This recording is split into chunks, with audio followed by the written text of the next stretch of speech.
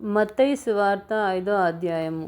ఆయన ఆ జన సమూహములను చూచి కొండ ఎక్కి కూర్చుండగా ఆయన శిష్యులు ఆయన యొద్దకు వచ్చిరి. అప్పుడు ఆయన నోరు తెరచి ఇలాగు బోధింపసాగెను. ఆత్మ విషయమై దీనులైన వారు ధన్యులు, పరలోక రాజ్యము వారిది. దుఃఖపడు వారు ధన్యులు, వారు ఓదార్చబడుదురు.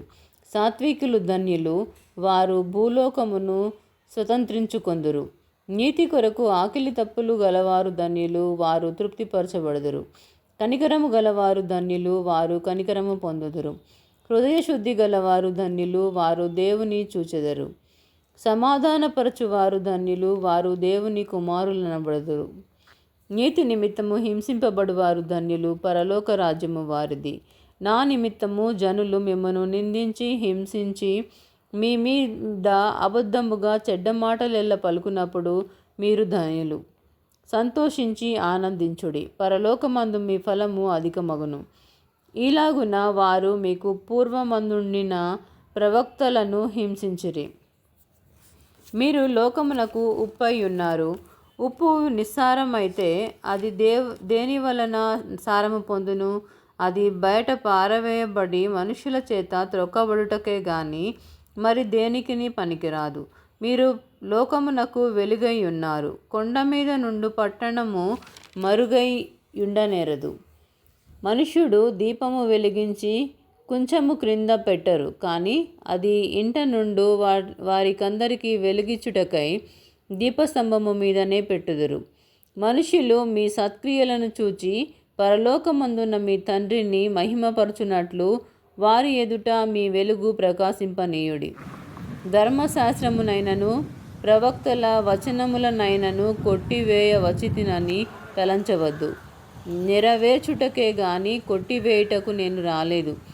ఆకాశమును భూమియు గతించిపోయిననే గాని ధర్మశాస్త్రమంతయు నెరవేరు వరకు దానికి నుండి ఒక పొల్లైనను ఒక సున్న అయినను తప్పిపోదని నిశ్చయముగా మీతో చెప్పుచున్నాను.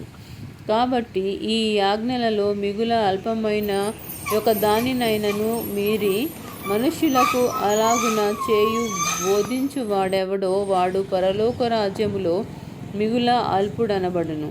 అయితే వాటిని గైకొని బోధించువాడు ఎవడో వాడు పరలోక రాజ్యములో గొప్పవాడనబడును. శాస్త్రుల నీతి కంటెను పరిసయ్యుల నీతి కంటెను మీ నీతి అధికము కాని ఎడల మీరు పరలోక రాజ్యములో ప్రవేశింపనేరని మీతో చెప్పుచున్నాను. నరహత్య చేయవద్దు. నరహత్య చేయువాడు విమర్శకు లోనగునని పూర్వీకులతో చెప్పబడిన మాట మీరు విన్నారు గదా. నేను మీతో చెప్పునదేమనగా, తన సహోదరుని మీద కోపపడు ప్రతివాడు విమర్శకు లోనగును. తన సహోదరుని చూచి వ్యర్థుడా అని చెప్పువాడు మహాసభకు లోనగును. ద్రోహి అని చెప్పువాడు నరకాగ్నికి లోనగును. కావున నీవు బలిపీఠమునొద్ద అర్పణము నర్పించుచుండగా నీ మీద నీ సహోదరునికి విరోధమేమైనాను కలదని అక్కడ నీకు జ్ఞాపకము వచ్చిన ఎడల అక్కడ బలిపీఠము ఎదుటనే నీ అర్పణను విడిచిపెట్టి మొదట వెళ్ళి నీ సహోదరునితో సమాధానపడుము. అటు తరువాత వచ్చి నీ అర్పణను అర్పింపుము. నీ ప్రతి వాదితో నీవును త్రోవలో ఉండగానే త్వరగా వానితో సమాధానపడుము. లేని ఎడల ఒకవేళ నీ ప్రతివాది నిన్ను న్యాయాధిపతికి అప్పగించును. న్యాయాధిపతి నిన్ను బండ్రౌతుకు అప్పగించును. అంతటా నీవు చెరసాలలో వేయబడుదువు. కడపటి కాసు చెల్లించు వరకు అక్కడ నుండి నీవు వెలుపలికి రానేరవని నీతో నిశ్చయముగా చెప్పుచున్నాను. వ్యభిచారము చేయవద్దని చెప్పబడిన మాట మీరు విన్నారు గదా. నేను మీతో చెప్పునదేమనగా, ఒక స్త్రీని మోహపు చూపుతో చూచు ప్రతివాడు అప్పుడే తన హృదయమందు ఆమెతో వ్యభిచారము చేసిన వాడగును. నీ కుడి కన్ను నిన్ను అభ్యంతరపరచిన ఎడల దాని పెరికి నీ యొద్ద నుండి పారవేయము. నీ దేహమంతయు నరకంలో పడవేయబడకుండా నీ అవయవములలో ఒకటి నశించుట నీకు ప్రయోజనకరము గదా. నీ కుడి చేయి నిన్ను అభ్యంతరపరచిన ఎడల దాని నరికి నీ యొద్ద నుండి పారవేయము. నీ దేహమంతయు నరకంలో పడకుండా నీ అవయవములలో ఒకటి నశించుట నీకు ప్రయోజనకరము గదా. తన భార్యను విడనాడు వాడు ఆమెను పరిత్యాగ పత్రిక ఇయ్యవలెనని చెప్పబడినయున్నది కదా. నేను మీతో చెప్పున్నదేమనగా, వ్యభిచార కారణమును బట్టిగాక తన భార్యను విడనాడు ప్రతి వాడును ఆమెను వ్యభిచారినిగా చేయుచున్నాడు. విడనాడబడిన దానిని పెండ్లాడువాడు వ్యభిచరించుచున్నాడు. మరియు నీవు అప్రమాణము చేయక నీ ప్రమాణమును ప్రభువునకు చెల్లింపవలెనని పూర్వీకులతో చెప్పబడిన మాట మీరు విన్నారు గదా. నేను మీతో చెప్పున్నదేమనగా, ఎంత మాత్రము ఒట్టు పెట్టుకొనవద్దు.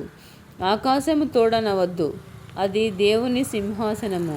భూమి తోడనవద్దు, అది ఆయన పాదపీఠము. యెరూషలేము తోడనవద్దు, అది మహారాజు పట్టణము. నీ తలతోడని ఒట్టు పెట్టుకొనవద్దు. నీవు ఒక వెంట్రుకనైనను తెలుపుగా గాని నలుపుగా గాని చేయలేవు. మీ మాట అవునంటే అవును, కాదంటే కాదు అని ఉండవలెను. వీటికి మించున్నది దుష్టుని నుండి పుట్టునది. కంటికి కన్ను, పంటికి పళ్ళు అని చెప్పబడిన మాట మీరు విన్నారు గదా. నేను మీతో చెప్పున్నదేమనగా, దుష్టుని ఎదిరింపక నిన్ను కుడి చెంప మీద కొట్టు వాని వైపునకు ఎడమ చెంప కూడా తిప్పుము. ఎవడైనను నీ మీద వ్యాజ్యము వేసి నీ అంగీ తీసుకొన గోరిన ఎడల వానికి నీ పై వస్త్రము కూడా ఇచ్చివేయుము.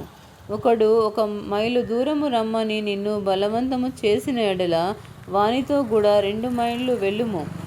నిన్ను అడుగు వానికిమ్ము. నిన్ను అప్పు అడగగోరు వాని నుండి నీ ముఖము త్రిప్పుకొనవద్దు. నీ పొరుగువాన్ని ప్రేమించి నీ శత్రువును ద్వేషించుమని చెప్పబడిన మాట మీరు విన్నారు గదా.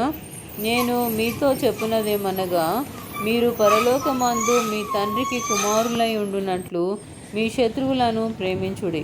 మిమ్మును హింసించు వారి కొరకు ప్రార్థన చేయుడి. ఆయన చెడ్డవారి మీద మంచివారి మీదను తన సూర్యుని ఉదయింపచేసి నీతిమంతుల మీదను అనీతిమంతుల మీదను వర్షము కురిపించుచున్నాడు. మీరు మిమ్మును ప్రేమించు వారినే ప్రేమించిన ఎడల మీకేమి ఫలము కలుగును? సుంకరులను అలాగున చేయుచున్నారు గదా. మీ సహోదరులకు మాత్రము వందనము చేసిన ఎడల మీరు ఎక్కువ చేయుచున్నదేమి? అన్యజనులను అలాగు చేయుచున్నారు గదా. మీ పరలోకపు తండ్రి పరిపూర్ణుడు గనుక మీరును పరిపూర్ణులుగా ఉండెదరు.